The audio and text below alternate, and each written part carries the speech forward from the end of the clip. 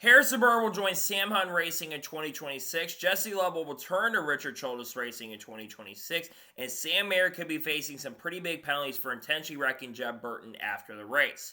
What's going on, guys? It's Daniel, and welcome back to our video.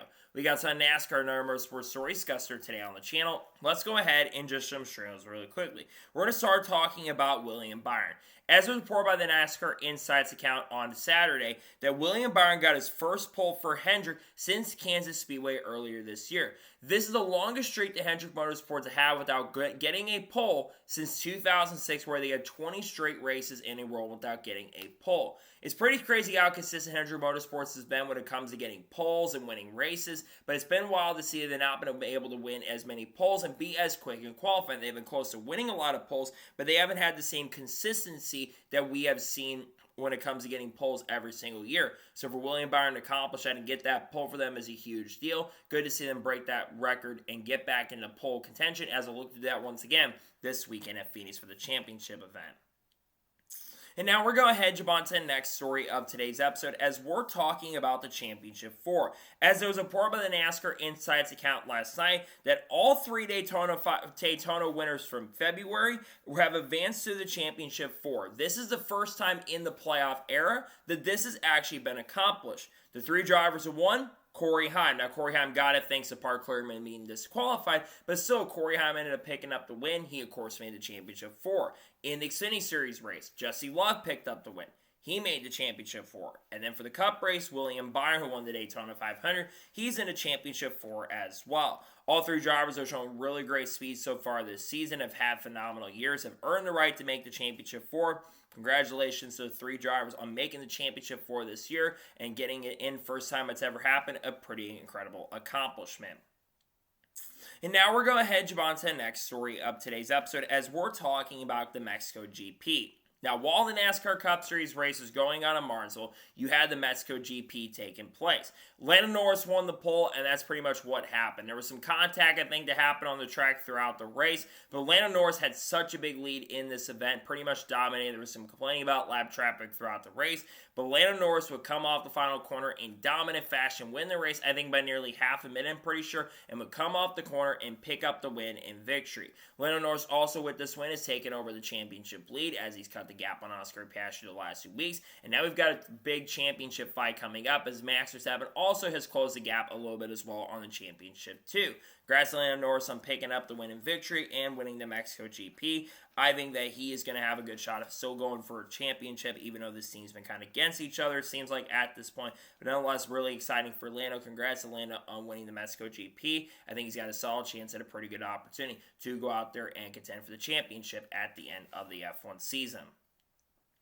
And now we're going to head on to the next story of today's episode, as we're talking about the Crew Motorfest. As it was reported by Adam Stern, I believe on Saturday early morning, that NASCAR signed a deal with Ubisoft to be in the Crew Motorfest, and they'll be coming in the new update, I believe, coming in next March for 2026. And I believe that some RC stuff is going to be in the upcoming. It's going to be some of the upcoming updates, I'm pretty sure, as well, and some other stuff along with that as well. The Crew, one of the biggest racing products that we have seen the last couple of years. This, of course, is a part of the Crew 2, which they had the new Motorfest thing, which takes place in Hawaii. A lot of people have really, really enjoyed the game, and a lot of people really like what they're seeing. They've had a lot of updates with the Crew, and now they're going to have NASCAR in there. I think it's really important as well, especially since NASCAR is trying to grow their presence back in. You want to see that in NASCAR in as many games as possible, and I think that being in the Crew Motorfest, a popular game, I think that is a really, really huge deal. So this is some really awesome stuff to see. Nonetheless, and pretty cool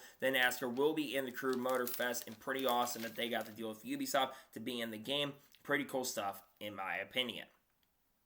And now we're going to head on to the next story of today's episode, as we're talking about Toyota. As with Toyota and having their dominant season in the Craftsman Truck Series this year, they have won the 2021 NASCAR Craftsman Truck Series Manufacturers title. Not a shocking surprise. Toyota has won the most races so far in the Craftsman Truck Series this year. I think they've picked up 12 or 13 truck wins across the board. Corey Heim picking up 11 wins, with Gio Ruggiero picking up 1.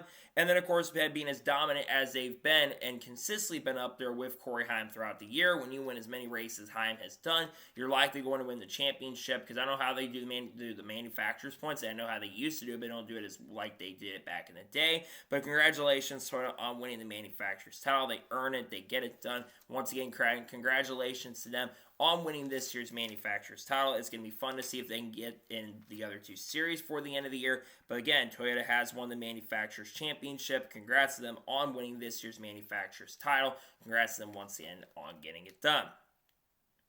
And now we're going to head on to the next story of today's episode, as we're talking about Carson Hocevar. Now, if you are on X/Twitter over the last couple days, you probably saw that Carson Hocevar was teasing something for potentially on December 4th of 2025.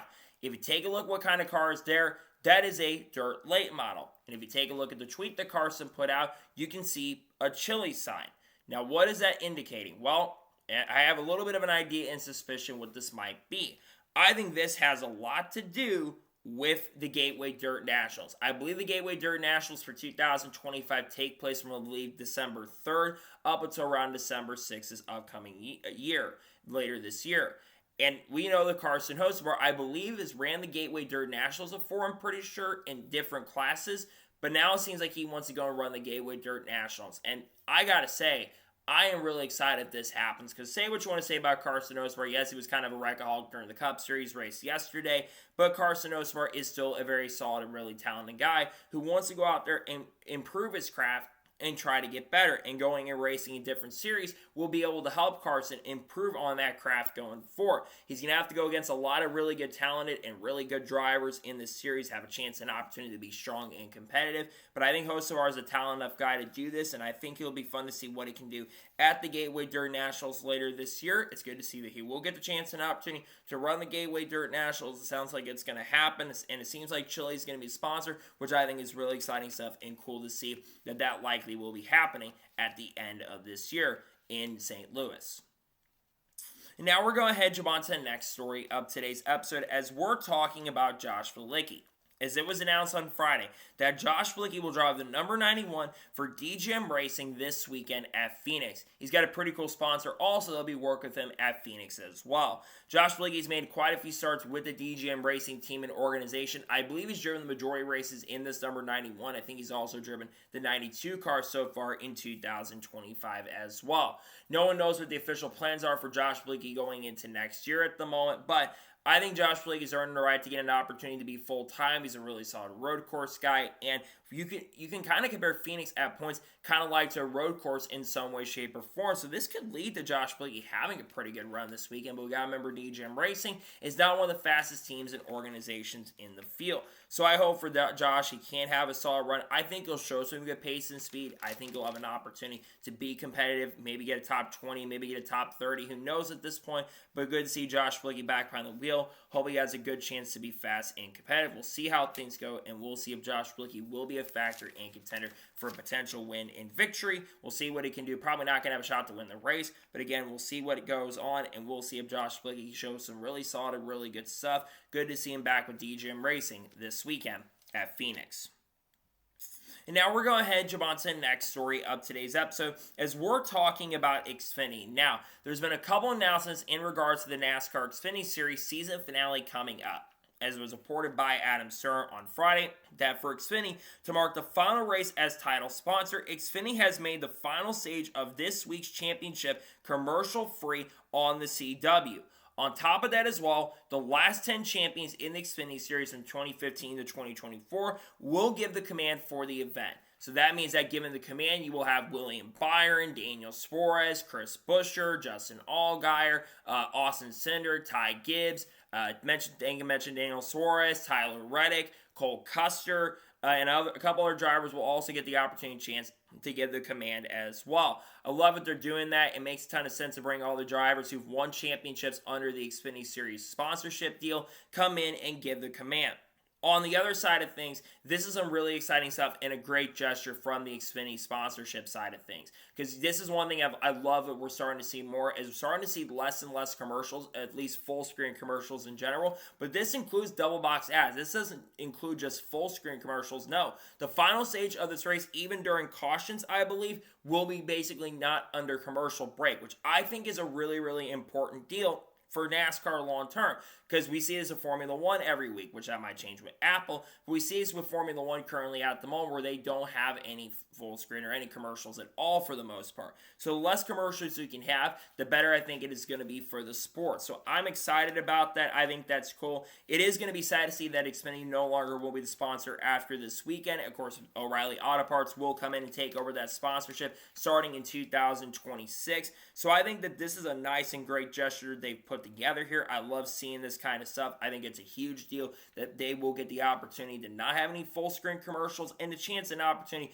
to close out a great and an amazing partnership with the secondary series for as long as they've had a partnership. So I love this. I think this is amazing for the sport. I'm happy. I'm really happy that they've had because there's been a lot of great things that have happened secondary series. It's nice to see a new era coming in with O'Reilly, but it's going to be sad to see the Xfinity sponsorship side of things not being in there. I think it's really cool to see that they're giving this gesture, though. I love seeing this kind of stuff. Pretty cool that Xfinity will get the opportunity to do some cool stuff for the final race. Exciting stuff, in my opinion. And now we're going to head on to the next story in today's episode as we're talking about Chevy. As it was reported by Bob Pockrass on Friday afternoon, there's been a lot of talk and questions surrounding when is the new Chevrolet body going to be revealed. Well, according to what Bob Pockrass has reported on Friday, it sounds like the new Chevy body will be revealed in the next 3 weeks. So sometime in early November, going into the middle of November, they will be revealed to the public. Now, we don't know exactly what it is going to be because Chevrolet, of course, is expected to get a new body for 2026. But there has been a ton of questions surrounding exactly what the body is going to look like for next year. There's some that think it potentially could be that new Chevy Tracker that I think the Supercar Series is going to be running. That's the rumor that some people brought up. But Chevy is going to have an opportunity to kind of create what potentially could be the new updates for the next-gen car in general. Because you think about the Xfinity Series and not Xfinity Series, but Toyota and Ford. Both of them had body updates, and you can tell, well, yes, Chevrolet still has a ton of speed. They've needed an update because Ford and Toyota have definitely caught up to the Chevys this year, as Chevrolet's only had one team that's been super, super fast, unless your name is Shane Van Gisbergen, who has had 5 wins so far this year. It's been really a dominant season on the other manufacturer side of things, and it hasn't been just one. Basically, it's not just been Chevrolet dominating like they had the 2 prior years. They've won less races this year, though it's been close to where they were in 2024, but they probably like to win more races in general, too. So I think for Chevy, getting a new body is not a bad option at this point, and we'll see if that new body can lead to a ton of success going into 2026 and see the performance can really get better. So I think there's a chance it could get better. Hopefully things do improve for sure, and hopefully things can get better, and we can have a much better run to see if Chevrolet can show some good pace and speed in 2026 and get back to where they kind of were not too long ago on the pace charts. And now we're going to head on to the next story of today's episode as we're talking about Ryan Ellis. As it was announced on Saturday night right before the Xfinity Series race began in Martinsville that Ryan Ellis will not be returning to DGM Racing in 2026 and will not continue driving a number 71 car next year. Now, a lot of people were kind of frustrated with DGM Racing, including myself, when the initial announcement came out because of the timing it was. But to be clear, DGM Racing did say that Ryan Ellis was the one who informed them that he has found a new ride for the 2026 season and will have a new ride going into next year. So it was his decision and not the team's decision because they were probably wanting him to come back to the program next year, it sounds like. But that deal unfortunately fell through for next year. Ryan Ellis has had some decent runs this year in the NASCAR Xfinity Series with this program. Ryan, of course, picked up his first ever top 10 finish with the team in the Xfinity Series, and of course has shown top 20 speed at points throughout the year, but also hasn't been as fast as he was at like Alpha Prime Racing, for example. Though I will say that Ryan has not been bad in any stretch of imagination. He just hasn't been as strong as he's been with the Alpha Prime Racing team. The big question we have to ask ourselves is, where is Ryan Ellis going to end up in 2026? Many people think he could go back to Alpha Prime Racing because Alpha Prime Racing is not official announced what they're doing for next year's rumors. They could be switching manufacturers going into next year, potentially going to Ford. Could Ryan be one of the drivers over there? I think that is certainly a possibility. I really haven't heard exactly what team he's going to end up driving for. He could drive the 4-car next year, considering there is a driver that might potentially be leaving that organization, going to another team for next year, who we talk about here in just a short little bit. But for Ryan, I think Ryan has had a solid year in the NASCAR Xfinity Series for his standards, because you don't expect Ryan Ellis to go out there and contend for championship. That's no disrespect to him, but he's not been a driver who's just gone out there and been super, super fast and super extremely good. So I think Ryan Ellis will look to run really solid and well next year, regardless of where he ends up. But like I mentioned, this will be the last time he'll be with DJM Racing. I just think the timing announcement, it could have come out Sunday morning or Saturday earlier in the day. I think that, or even on Friday for that matter, they could have announced it then. I don't know why they waited till the race started. That's probably not the best decision to announce of all the guys in the car. But again, it was Ryan's decision according to what they're saying. So I believe what DJM Racing is saying. I just think the timing announcement is certainly interesting for sure. Probably not the best timing to make this announcement, but at the same token, same time, I can understand making a decision that they made, because him being not back with DJM sucks for them, as now they got to try to find a new driver to get behind the wheel of that car for 2026. And now we're going to jump on to the next story of today's episode, as we're talking about Ryan Blaney and William Byron. Now, if you watch the NASCAR Cup Series race at Martinsville Speedway, there was a really fun battle between Ryan Blaney and William Byron over the final 100 laps of the event. Both drivers were the two fastest cars in this race, without question. They both were really good on the long run, and you could tell William Byron was starting to be a little bit quicker than Ryan Blaney as the run continued on. With about 45 laps to go in the race, Ryan Blaney had opened up the bottom of the racetrack, and William Byron took advantage of Ryan Blaney going in the corner, got into Ryan Blaney, moved him up the racetrack, as Blaney did come down the racetrack a little bit. Byron gets into Blaney, moves him up the racetrack, but Ryan Blaney would only fall back to second position. So you're thinking at that point, does Ryan Blaney have an opportunity to retaliate and return the favor to William by moving him up the track himself a little bit to try to pick up the win in victory? Well, Ryan Blaney is not able to get there at the end and get to William Byron and come off the corner. William Byron would pick up the win in victory. Now, many people thought that Ryan Blaney was going to be upset with William Byron for this. Well, Ryan Blaney actually was not upset and was actually okay with what William Byron did. Because what he said is that if I was in the same position that William Byron was in, I probably would have done the same thing to William Byron in that situation. But I wouldn't expect Byron to get upset and mad at me. And that's what I agree with Ryan Blaney on. And looking at the situation, there were definitely some Ryan Blaney fans who were definitely upset with William Byron for making the move that he made. Look, I think that's short track racing. I don't really think it's that controversial, to be honest. We've seen drivers do this before in short track racing. There's been dirtier stuff done. I mean, the Austin Dillon stuff, for example, Richmond, that is way more egregious than this. To me, I don't think it's all on William Byron that Blaney got moved up the track. Blaney came down. Byron made the dive to the inside. And Ryan Blaney came down the racetrack a little bit. So to me, well, yes, I think William Byron did get into him. They're racing hard for the win. You're going for the win with less than 50 laps to go at a track that's extremely difficult to pass, and it can be difficult to pass from time to time. So I think that in this case and situation, I think there are some Ryan Blaney fans that are justifiably probably upset that he didn't make the championship four, probably should have been in the final four this year of how much speed he showed. This still, to me, like William Byron still had a really good year too. It's not like William Byron was bad by any stretch of imagination, and he got redemption after 2 races where things went wrong after being really good the last few weeks. So I think that while yes, some fans I understand being upset and frustrated in the case, Ryan Blaney's not even mad about it, and he's not disappointed by what happened. And if he's not mad, I don't think anybody should be mad either at this point. So to me, I understand people being frustrated about him not making it, but at the same token, same time, I think the contact was fair. I think it's just good, hard racing for a win. You're battling hard to pick up wins and victories, and that's the most important thing. It was a good battle, and you've got a driver that wasn't upset about it, and I don't think that Ryan Blaney fans should entirely be upset about the contact at the end, in my honest opinion. And now we're going to jump on to the next story of today's episode, as we're talking about Parker Retzlaff. Now, I mentioned the fact about potentially Ryan Ellis being a candidate for the new Alpha Prime team next year. Well, one driver that might not be back with the Alpha Prime Racing organization in 2026 is Parker Retzlaff. Cesar Baccarel was on a podcast that I think RJ Stardovic does, I think, every single week, I'm pretty sure. And Cesar was on that podcast, and according to what he said, speaking to RJ, it sounds like the Parker Retzlaff likely will not be returning to Alpha Prime Racing in 2026. Now, it is not confirmed that Parker won't be back with Alpha Prime Racing next year, but it sounds very likely that is what is going to be happening for the 2026 season. Now, obviously Parker's been with Alpha Prime Racing this year, and Parker's had some solid runs with the team and organization in 2025. He's had a couple top 10s, including getting a pole earlier this year at Bristol Motor Speedway, and scoring a very impressive top 5 finish at Rockingham. Had one of the strongest cars in the field at Rockingham Speedway earlier this year. I think he actually finished second, I'm pretty sure, in that race behind Sammy Smith. And obviously, there's a lot of people that are very high on Parker Retzlaff. Now, where could Parker Retzlaff be going in 2026?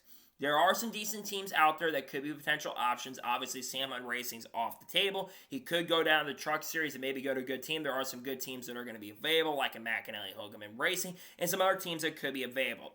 But one of the strongest rumors that's been going around the industry over the last couple weeks is that Parker might, in fact, actually be headed to AM Racing in 2026. We know that Harrison Burr will not be back at AM Racing next year, as he got an upgrade that we're going to talk about in just a short little bit. But Parker's name has been linked over to AM Racing over the course of the last week or so.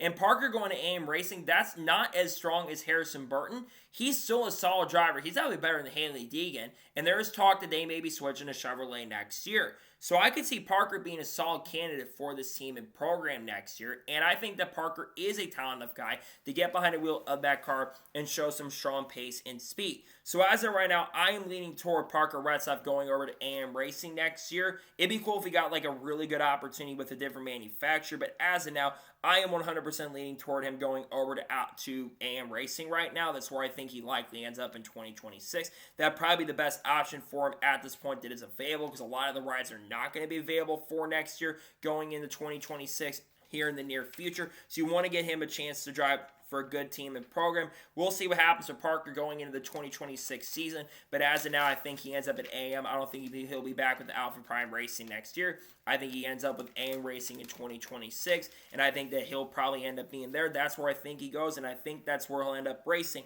in the 2026 year and season. And now we're going to head on to the next story of today's episode, as we're talking about Corey Heim. Now, Corey Heim this year has had a phenomenal and incredible year in the NASCAR Craftsman Truck Series, as he has picked up 11 wins this year, has had 18 top 5s, 20 top 10s, a 5.2 average finish, and has 1,525 laps led so far this year, which is only 9 less laps than the record that Mike Skinner's had, I believe, since 1995 or 1996. Now, despite the fact that Corey Heim's been as dominant as he's been, he's worried about potentially losing the championship to Ty Majeski, because Ty Majeski has been phenomenal at Phoenix, despite the fact that Majeski's only had, I believe, 9 top 5s, and he's had 17 top 10s so far, but a 10.2 average finish. There are a lot of people in the industry, and even was mentioned on the teardown, I believe, last night, but there's a lot of fans and there's a lot of people in the industry that feel like that if Corey Heim does not win the championship this year and doesn't win it on Friday night, it is going to be a robbed championship. There's no disrespect to Ty Majeski, Tyler Ankrum, or Caden Hunnigan. All 3 drivers have had respectful seasons this year, but they have all combined have only had 1 win so far, that being Tyler Ankrum at Rockingham. They have led only about 400 laps so far this year. That is basically 1/3 of what Corey Heim has done this year, and yet there is a chance and possibility that one of those 3 drivers I mentioned could go on and win the championship this year. And if Corey Heim does not win the championship on Friday night, it is going to be a robbed championship. Now, I think on straight up pace and speed, I think Corey Heim has the advantage right now. I think Heim is probably going to be the fastest guy, because unless Ty Majeski can just bring an incredible car to Phoenix, I don't see him beating Corey Heim at Phoenix right now. So hopefully we will get the rightful champion at the end of this week, because to me, Corey Heim, without question, deserves the championship. And if Corey Heim doesn't win the championship, you know the rage video will be coming from me. Because while, yes, I think that if Connor Zilch also doesn't win the Xfinity title over Justin Allgaier, at least you can argue that Justin Allgaier has been closer to Connor Zilch this year than anyone else. And the only guy this year who's shown anything, Lane Riggs, didn't even make the Final Four off a technicality and a tiebreaker. So I really hope that Corey Heim wins the championship this year. Even if you don't like Corey Heim, if you don't win the championship, it is a robbed championship in my opinion. So I really hope that he does does go out there and win the championship and goes out there and gets it done so that we don't have to deal with a stupid situation. I hope he goes out there, wins the championship this year. Chaim deserves it without question. We'll see if he does, in fact, end up winning the championship, see if he can get it done, and we'll see if Chaim will be your champion at the end of this week. He deserves to be the champion. Hopefully, Corey Chaim will get the championship because he deserves to be your champion in the NASCAR Craftsman Truck Series this year over anybody else in the field because he's been the smartest, again, the fastest guy without question. Hopefully, he'll be the champion here at the end of this year. And now we're going to jump on to the next story of today's episode as we're talking about the 2311 Racing Federal Motorsports and NASCAR lawsuit. Now, we all know, of course, there were some settlement talks that happened earlier this week between NASCAR and 2311 Racing and Front Row Motorsports. They actually had 2 days of settlement, which no one really expected to take place, where they were actually going to meet on Wednesday. And Denny Hamlin actually spoke about what has happened in the courtroom over the course of the last couple of days. Denny Hamlin spoke on it by saying that day number one for the settlement talks actually went quite well. And he said that day number one, it was actually okay in the courtroom. But he said day number two, they didn't make a ton of progress on getting a settlement done at that point. And they didn't come to an agreement at that particular moment.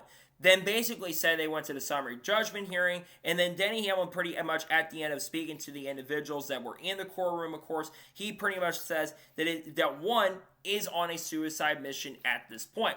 As much as people are going to say that NASCAR is the one that is on a suicide mission, I think we all know who really is on the suicide mission because let's just say that 2311 Racing and Farm Motorsports do not win the lawsuit and NASCAR wins the lawsuit completely. Guess what happens? 2311 Racing and Farm Motorsports, they're probably not going to exist as organizations. They're probably going to lose that and they're going to lose their charters. Now, if NASCAR is not on the suicide mission, if NASCAR loses the suit, 2311 Racing and Farmer are probably still going to be affected in some way, shape, or form.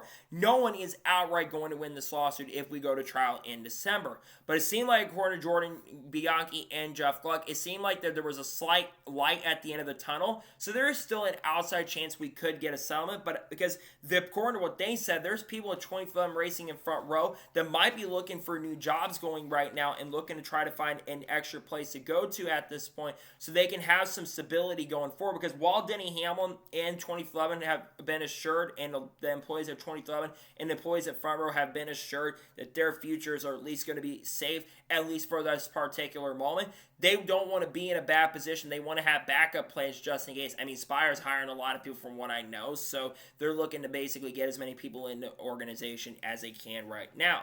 But I think that 100% yes, they want to get everything set up at this point. And, you know, for 2011 in Front Row, obviously they want to change the sport. We had that statement that Jeffrey Kessler put out, which I got to say that statement was very damning, and they want to take NASCAR and hold them accountable, which I think a lot of people in the industry are really concerned right now about what the future of the sport is going to look like if 2011 Racing and Front Row win. Also, a lot of the teams need to be thought about. Obviously, Judge Kenneth Bell did basically bring in certain people that could be involved that kind of helped. He's letting the Driver Advisory Council stuff come in statements, I'm pretty sure. So it'll be very interesting to see what happens with the remaining stuff with this lawsuit going forward at this point. I'm not entirely sure exactly who is going to win the trial at this particular moment. We'll see who does, in fact, end up winning the trial. But to me, I think it's interesting to see who, in fact, wins. If NASCAR's counterclaim gets thrown out in the next 2 weeks, I would expect that NASCAR is going to try to come to a settlement and basically try to go out there and get a settlement done, because NASCAR does not want to open their books, and they probably don't want to open their books at this moment, which they haven't wanted to do for quite some time, because Michael Jordan wants them to open up their books, while NASCAR probably doesn't want to open their books at this particular moment in point.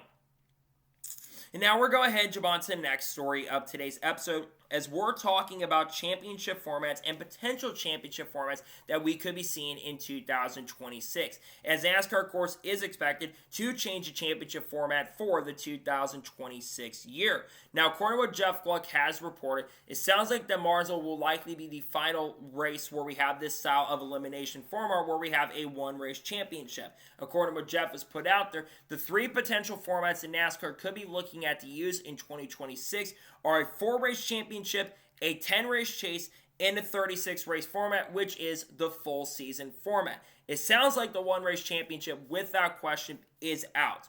regardless of what happens here and which championship format they end up using, these are definitely upgrades over what we've used before. I think there's some upgrades here because a one-race championship is absolutely dumb, and the majority of the industry agrees that having a one-race championship is not the best way to crown a champion in the sport. Let's go through each format and go from worst to best. The worst one is the 4-race championship. While 4-race championship will be a bigger sample size than a 1-race championship, you still have the potential possibility of fluky things going on. My question is there going to be winning you're in? That's another thing to look at as well. Is winning you're in going to come in if we have the 4-race championship? Because to me, I don't think a driver should be able to lock their way in based off a win to each of these rounds. I think you have to get in based on points and not have someone just lock their way in, because there should at least make you feel something if you're going to have a 4-race championship. While 4-race will definitely be a bigger sample size, it won't be the best way to crown a champion. Then you have the middle ground, the 10-race chase. If this is the format that they end up using, I'd actually be okay with it, because there's a lot of people that are fans of the 10-race chase. I grew up with the 10-race chase. I didn't grow up with the full season format on the Cup side of things. I think the 10-race chase would be the best middle ground you can have. You'll have a bigger sample size, and you'll have a playoff format in the middle. And I think there'll be a lot of fans that would be happier with a 10-race chase than a 4-race format. But I think the best option to use is a 36-race championship. And the more we hear about the 36-race championship coming up, the more likely that that is a championship we're going to use.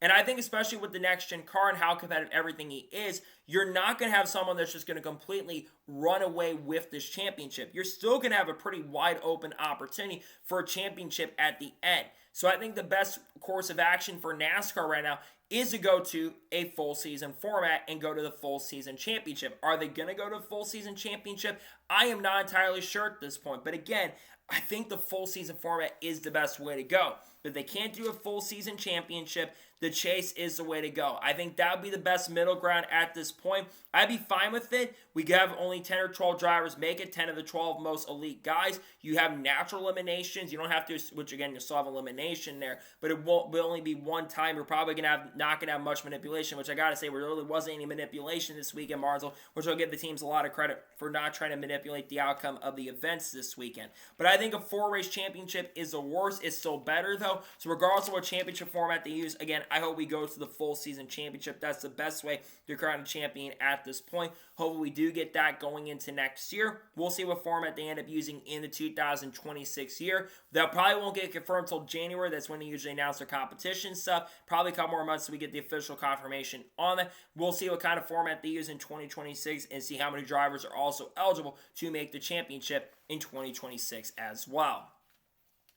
And now we're going to head on to the next story of today's episode as we're talking about Caden Honeycutt. Now, many of you probably saw the tweet from Bob Pockrass a couple nights ago because, of course, Caden Honeycutt has made the championship 4. But Bob Pockrass did indicate that Caden Honeycutt is, of course, expected to join Tricon Garage in the NASCAR Craftsman Truck Series in 2026, as that is where he likely will end up next year. Now, what ride from Tricon is Caden Honeycutt expected to drive next year? It sounds like Caden Honeycutt more than likely will end up in the number 11 truck for Tricon Garage in 2026 and will likely work with Scott Zipadelli next year. This will mean that Corey Heim will not be back with Tricon Garage on a full-time basis next year. It sounds like that Corey will likely be on a part-time stint with Tricon. There's a lot of rumors around Corey Heim for the 2026 season and where he's going to end up. There was talk of him maybe going to Sam Hunt Racing on a part-time basis. That obviously doesn't seem like it's going to be the case if they don't get a third car going into next year. But Caden Honeycutt is expected to take over the 11 truck next year.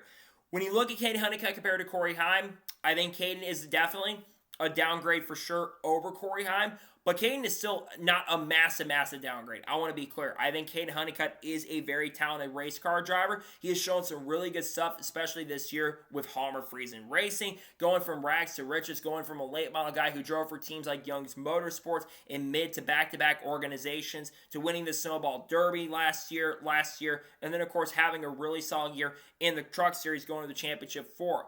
I think Caden next year with Scott Zipadelli, he will be a championship contender. He will be a driver that's going to have a really strong chance and an amazing opportunity to win the championship, and I think he's got a really good chance to do that next year. I think it's going to be a great season for him. I think he's going to be really good in the Truck Series next year, and he's going to have a solid opportunity. So if he does, in fact, end up over at Tricon Garage in 2026, how many wins does Caden get? I don't think he's going to have an 11-win season. But I think it's 4 or 5 wins. I really think he'll have a 4 to 5 win season. He'll be probably on the same level as guys like Lane Riggs and Chandler Smith and other drivers in the series like Gio Ruggiero, who I think is going to have a really big breakout season next year with how good he's been throughout the 2025 season. I think he's a driver who could absolutely have a pretty major breakout season in 2026. There's other drivers who could be really good. Also, Brendan Buttermean Queen, who's going to be in the series next year with the Kaulig team. And Daniel Hemmer could be really good. And maybe Tony Breininger, she actually runs competitive. Who knows at this point? And maybe Haley Deegan's competitive, even though she probably won't be super competitive with McAnally, and probably is not going to be one of the fastest trucks on the track. But there's going to be some good competitive trucks next year. So the big question is, if Caden does end up there, do I think he's got a chance to win the championship? Yes, I think he does. In fact, I think he likely makes the Final Four if he does end up at Tricon Garage next year. So we'll see how things end up going for 2026 and where certain drivers end up next year. But again, I do think it's very likely that Caden Honeycutt is going to be with Tricon next year. That's what it seems like is where they're leaning toward at this moment, is where he's going to end up next year. We'll see how things go and see where things kind of end up for the silly season in the Truck Series. But again, it sounds like Caden's going to be there for Corey. I'm not entirely sure exactly what this means for him going into 2026, but I do think that Caden more than likely ends up at Tricon next year, and I think he's earned the chance and opportunity. He's been solid this year, showing some really good stuff in 2025. We'll see what happens for next year, but again, I do lean toward Caden Honeycutt getting the chance and opportunity to race with Tricon Garage next year. I think that's where he'll end up being in 2026, is with the Tricon Garage team and organization in 2026. And now we're going to head on to the first of 3 major stories in today's episode, as we're talking about the Sam Mayer and Jeb Burton incident. Now, if you watch the NASCAR Xfinity Series race at Martinsville, which I gotta say that race is really fun to watch on Saturday, seeing Taylor Gray pick up his first Xfinity win, that was really good. But there was an incident going on behind these guys between Sam Mayer and Jeb Burton. So early in the race, on I believe lap 44, 45 of the race, on the restart, there would be contact between Sam Mayer and Jeb Burton going into turn number 1, where Sam missed and washed up the racetrack unintentionally into Jeb Burton, putting Jeb Burton up almost into the outside wall. And Jeb Burton, you could tell, was not very happy. Basically wanted to kick his butt after the race on that and said he's not going to win the championship on the radio. Then they both continued getting into it throughout the race. There was contact between both the guys. You had them basically beating and banging against each other. You had Jeb Burton, who was racing Sam Mayer extremely hard throughout the race and being really difficult for Sam to pass at that particular point. Then, after the race had concluded, this is where a lot of people are talking about this. After the race concluded, as it came to the checker flag with Taylor Gray picking up the win, going into turn number 1, Sam Mayer would get into Jeb Burton and would intentionally wreck him after the race concluded and spin Jeb Burton and left or right rear him really hard into the outside wall, crashing really hard in the wall. You could tell that Jordan Anderson was not very happy about the incident. Jordan Anderson actually went to confront Sam Mayer on the incident, saying, "What are you doing?" And that's just unacceptable to do that at that point. And I don't know if what happened at Talladega, for example, against you guys, but that was totally uncalled for, what you did against us. Then you had Jeb Burton and Sam Mayer, who had their comments, where Sam Mayer basically said that Jeb Burton doesn't have the it factor, he has the shit factor. And then basically was going after Jeb Burton multiple times, saying that Jeb Burton is one of the hardest guys. He's just fast enough to be annoying on the track, but not fast enough to go out there and instantly win races like I've done this year, despite the fact that Jeb Burton actually beat Sam Mayer in the race, but I digress. And then Sam Mayer just was kind of having an interesting interview, to say the least, and was basically not holding back against Jeb Burton.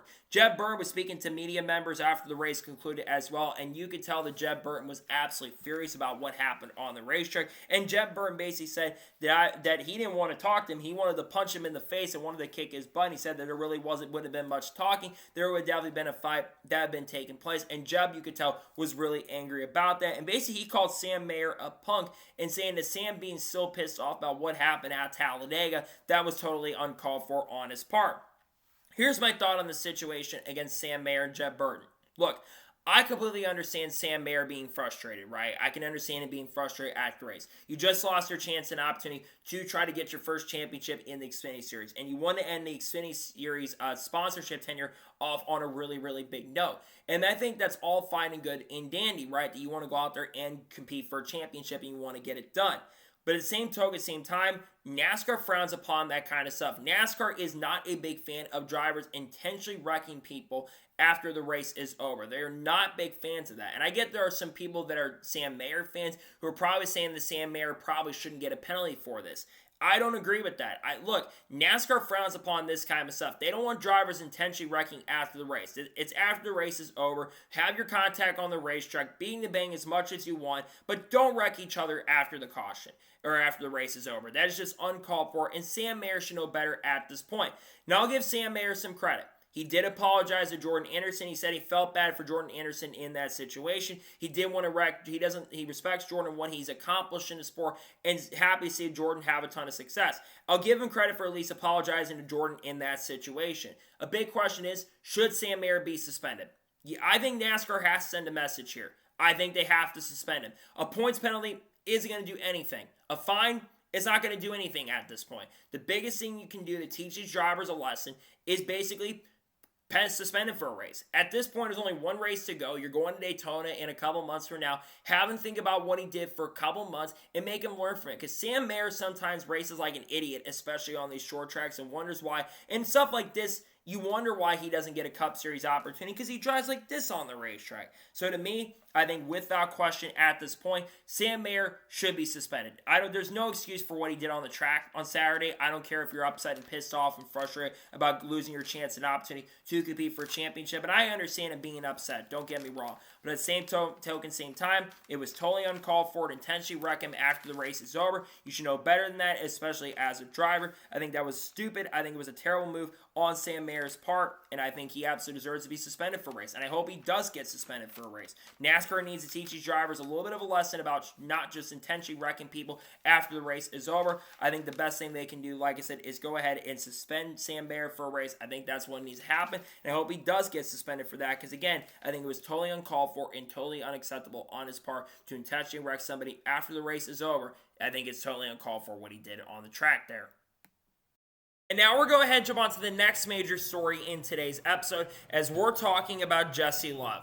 As it was confirmed on Friday afternoon that Jesse Love will be returning to Richard Childress Racing in the NASCAR Xfinity Series in 2026 and will continue driving a two-car once again next year. It was also confirmed that Whelen Engineering will continue being the full season sponsor for the organization in 2026 as well. Jesse Love did indicate a couple weeks back that he likely would be returning to Richard Childress Racing in 2026, but is now officially confirmed that he'll be back with RCR next year. This is a really good decision, in my opinion. There obviously were some rumors and potential rumblings that he could be a candidate for Legacy Motor Club going into the 2026 Cup season, considering that Legacy Motor Club has acquired a third charter for next year. But they did state once the announcement happened they were going to get that third charter, that they were not prepared for the 2026 season at that point to have a third car. With them getting the charter so late in the season, it was going to be very difficult for them to have a chance and opportunity to get that charter and get that team prepared for 2026. So the best thing they could do is wait till 2027. For Jesse Love, though, this is going to be another year racing in the secondary series, and he is going to be a championship contender, because there's a lot of changes that are going to be happening to the NASCAR Rally Auto Parts Series going into next year. Obviously, still going to have teammate Austin Hill likely back in that car, though he has not officially signed a contract extension with the program as yet for 2026. You're going to have Justin Allgaier, who's going to be a full-time driver next year, same as Sammy Smith, but the Xfinity Series or the O'Reilly Auto Parts Series is going to be wide open. For Jesse Love, the big goal going into 2026 is try to get that first non-super speedway victory. He technically won the race at Rockingham earlier this year, but of course he got disqualified after the race had officially concluded. So for him, he still is looking for that first non-super speedway win. And to be fair to Jesse Love, he has shown some improvement this year in his second season. He's been one of the strongest guys, and for the first time in his career, he is competing for a championship this weekend at Phoenix and has a shot to win the title at the end of this week, which I think he's got a really strong chance and a really good opportunity to do that going into this weekend. And he's looking for his third career win, his first non-super speedway victory. The other big thing for Jesse Love, put yourself in that top echelon of drivers and put yourself in potential candidacy for 2027. As I think for 2027, there's a lot that could happen. He could, in fact, end up at one of the RCR Cup Series rides in 2027. And I think he stated this back a couple weeks back, that he's hoping to be a full-time driver in Cup by 2027 or 2028. But he is absolutely hoping that he can get, the sponsorship to get more starts in Cup. But he's also hoping to be full-time with a lot of different rides, which Busch, let's be real, there are going to be a lot of rides that are going to be open for the 2027 season. There's going to be a big free agency that's going to be coming up here in the near future. Spire Motorsports could have a couple openings. RCR, a lot of people think that Kyle Busch may not be back with Richard Schultz Racing, even if Jim Pullman does make somewhat of a difference. We still don't know if Kyle Busch is going to stay around with RCR long term. I just don't know if he will stick around long term at this point, to be honest, because Kyle Busch, even if the team shows some improvement going into next year, I just don't know if the team really is going to be prepared and ready at that point to really make that big next step to be amazing and really strong going into 2027 for Kyle Busch to stick around. And then Austin Hill will also be a candidate for Cup, right? Because Austin Dillon also could retire at the end of the next year. There continues to be rumored speculation that Austin Dillon long-term will become an executive with the team and program. So I'd be leaning toward that potentially being something to watch out for. So what's the big goal for Jesse Love going into next year? Win multiple races in 2027. Go out there, 26 I should say. Put yourself in position. Win more than one race every single year and get that first non-super speedway victory. Get 4 or 5 wins next year. Get a ton of wins in the 2027 6 years. So you can put yourself in position to be candidate, because Legacy Motor Club is really high on Jesse Love currently at the moment right now, and it's no secret that they're really wanting Jesse Love at this point for the 2027 year. They just didn't have the infrastructure, weren't prepared for 2027, and while Legacy this year has taken those big steps forward, they want to have Jimmy make more starts next year. It's no secret, and I think having another year in Xfinity isn't a bad thing. But again, I hope he gets more Cup starts going into next year. I think that's the big thing to look for, is can he get more Cup starts in the near future, and can he get those opportunities in Cup? Because I think Jesse Love needs more opportunities in Cup. Getting more experience with the next-gen car is important. Yes, not having that week-by-week basis like Connor Zilch is going to have next year, his best friend. That's something that's going to hurt Jesse Love when it comes to the development side of things. But I think for Jesse, he's one of the top prospects out there. If I had to rank the top prospects, Zillich and High are pretty much on the same level. Then in that second tier, you have guys like Brent Cruz, Jesse Love. There's a couple other guys like Gio Ruggiero on that same level. And there's others coming up that I think are going to be on that same level in the future. I think Corey Day eventually could get up to that level, probably into tier 3 though at this point. But for Jesse, this is a really solid opportunity to come back to RCR next year. And I think he wants to kind of get to that next big level of things. We'll see what happens to Jesse Love going into 2026. We'll see if Love can have a strong and really good season next year. But as expected, he'll return to RCR next year. We'll see how things go, and we'll see if Jesse Love can have a strong and really good season in the NASCAR O'Reilly Auto Parts Series next year. We'll see if it'll be a great year with Richard Schultz Racing in the 2026 year. We'll see how things go as we close out the 2025 year. Going into the 2026 NASCAR season, we'll see how he does next year. And now we're going to jump on to the final major story in today's episode, as we're talking about Harrison Burton. As Sam Hunt Racing did have their official announcement, yes, on Saturday, and they did confirm their driver lineup for the 2026 season. Sam Hunt Racing will expand from 1 full-time entry to 2 full-time entries in the 2026 season, and they're going to be having the number 24 and the number 26. As expected, Dean Thompson will be returning to Sam Hunt Racing next year to continue driving a number 26 car in the 2026 season. There were rumors, speculation that Dean Thompson may lose a seat with Sam Hunt Racing next year, but he will stay with the program going into 2026. I think this is a really good decision from the program to keep him around, because while Dean Thompson is not as good as Harrison Burton on the talent side of things, Dean Thompson's had some solid runs this year, has shown some potential, and it would have been definitely unfortunate if he did lose a seat with the program for 2026, but he's going to stay in the number 26 car for next year. But the big driver is Harrison Burton. There has been a lot of rumors and speculation since it was announced about 2 or 3 weeks ago that he would not be back with AM Racing, that being Harrison Burton would not be back with AM Racing going into next year. Many people began to speculate that Harrison Burton was going to end up at Sam Hunt Racing in the 2026 season. And I think that this is a really good move for Harrison. This is an upgrade, in my opinion, over racing with AM Racing. I know AM Racing had a ton of improvement this year, but you got to remember, AM Racing a couple of years ago, back in 2024 with Haley Deegan and the other drivers, they really struggled. They had a terrible season. But Harrison has done a really good job with AM Racing, being the best driver statistically in AM Racing's history, contending for wins and contending for championship this year. I think that Harrison Burton, not championship, but having a shot to be in contention for the championship, putting himself at 1 point in position to make it to the round of 8 this year, he's had a pretty good season with that program. But let's be real, Harrison Harrison wants eventually, he stated this publicly in the past, that his long-term goal in the future is to be back in the NASCAR Cup Series. And going to Sam Hunt Racing could lead to that opportunity. We talk about Jesse Love turn down the road, being a candidate for Legacy Motor Club, and I think Harrison Burton can also be in that same position as well. Sam Hunt Racing has major help from Toyota Racing Development, and I think especially since they're going to have a second full-time car next year, I think that development is only going to get stronger next season, because I think that Harrison is an extremely talented driver who can get the best out of equipment. He's done really good this year with AM Racing, and I expect some big things going into 2026. Now, what are the expectations for Harrison Burton? The big goal, try to get your first win in Xfinity since you raced for Joe Gibbs Racing, because this is the first time he'll be driving a Toyota since 2020 when he drove for Joe Gibbs Racing back in 2020 when he won 4 races as a rookie and was really good that year. Unfortunately, got eliminated in the round of 12, but he did have a great season then. The goal is to try to get back to that level and get back to victory lanes. It's been 5 seasons now since he won the Xfinity Series. Try to get that first win in quite some time and have your best season you've had since 2020.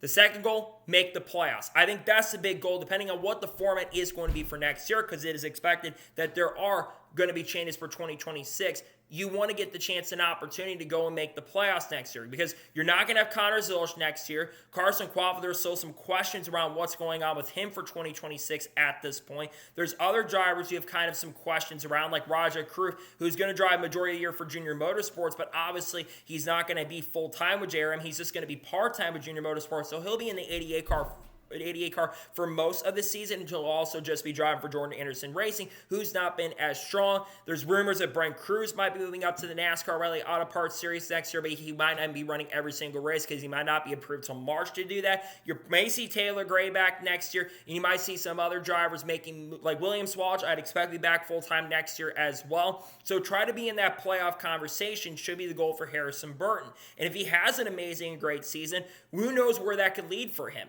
It could lead to him having a full-time Cup ride in the future. I think Harrison does have potential to be a great driver in the Cup Series once again. You got to remember this too. Harrison Burton is only 25 years old. He just turned 25 a couple weeks ago. So I think that he still has plenty of time to get back to the NASCAR Cup Series in the future.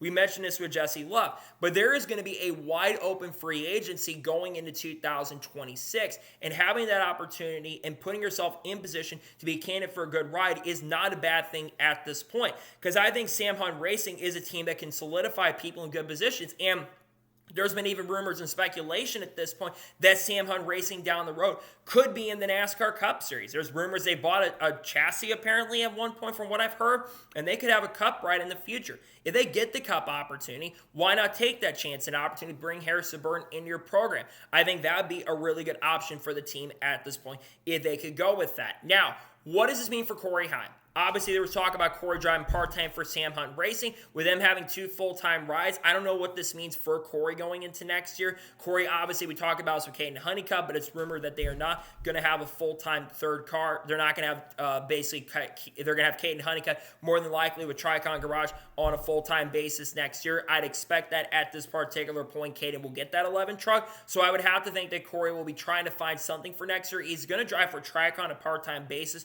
There's that new rumor 2311 Racing thing where they could have an Xfinity program for next year, but depending on what happens with 2311, there's still some questions around that at this point to kind of figure out, but that's going to be something to watch for at this point as well. But at this particular moment, like I said, Harrison Burton will be with Sam Hunt Racing next year. We'll see how things go over Harrison in the 2026 season. I think Harrison is going to be fun to watch next year. We'll see how he progresses. We'll see if things can go well for Harrison, but again, Harrison Burton will be with Sam Hunt Racing next year. We'll see how things go for him going into 2026. So that is going to do for today's NASCAR news and motorsports news episode. I want to thank you guys for watching. Please subscribe to the channel. Notifications on so if when a video does go live on my channel. Follow me on Twitter, Facebook, and Instagram, and support me on Patreon as well. List description below that, and comment your thoughts below on today's episode. How do you think Harrison Burton's going to do with Sam Hunt Racing next year? Let me know your thoughts in comments below. And what are your thoughts about Jesse Love returning to RCR? And do you think Sam Mayer should get a penalty? Let me know your thoughts in the comments below.